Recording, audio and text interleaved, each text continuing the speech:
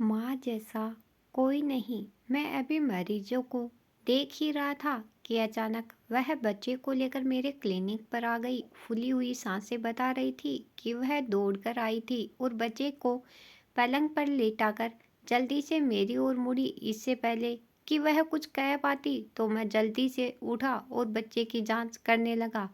गले में इन्फेक्शन के कारण उसे तेज बुखार था। बुखार के कारण बच्चे की आंखें भी नहीं खुल पा रही थी। मैंने पूरी जांच के बाद उसे आवश्यक दवा दी। इंजेक्शन लगाकर ड्रिप लगाई गई। इस समय वह बेचैनी से बच्चे के चारों ओर घूम रही थी। मैंने उसे कुर्सी पर बैठने को कहा और सांत्वना देते हुए कहा, मालिक ने चाहा तो जब तक ड्रिप खत्म होते ही बच्चे का बुखार उतर जाएगा। तुम चिंता मत करो। बैठे बैठे भी उसे चैन नहीं आ रहा था। वह बच्चे के लिए ऊपर वाले से दुआ करती, उसके माथे पर हाथ रखकर उसके मुंह को चूमती और अपने आंसू पोंछती रहती। फिर मैंने उसके पैर की ओर देखा जिसमें से खून निकल रहा था। मैंने पूछा, तुम्हारे पैर को क्या हुआ है? उसने अपने पैर की ओर देखते हुए उत्तर दिया, सड़क पर बहुत भीड़ थी। मुझे सवारी का इंतजार करने में देर हो जाती, इसलिए मैं भागी भागी ही आपके क्लिनिक आई। आपका क्लिनिक मेरे घर से ज़्यादा दूर नहीं है, मैंने कहा। लेकिन यह खून, उसने कहा।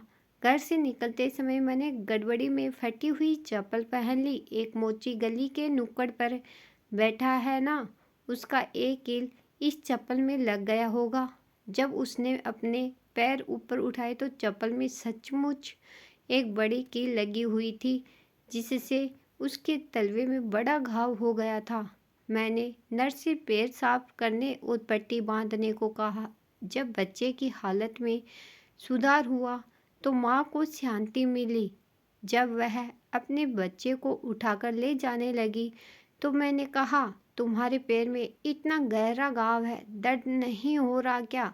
उसने बच्चे को सीने से लगाते हुए कहा, डॉक्टर, दर्द जब दिल में होता है तो पैरों में कहाँ रहता है। अब मेरा बच्चा ठीक हो गया है ना, तो दिल में इतना सुकून है कि पैर का दर्द महसूस नहीं हो रहा।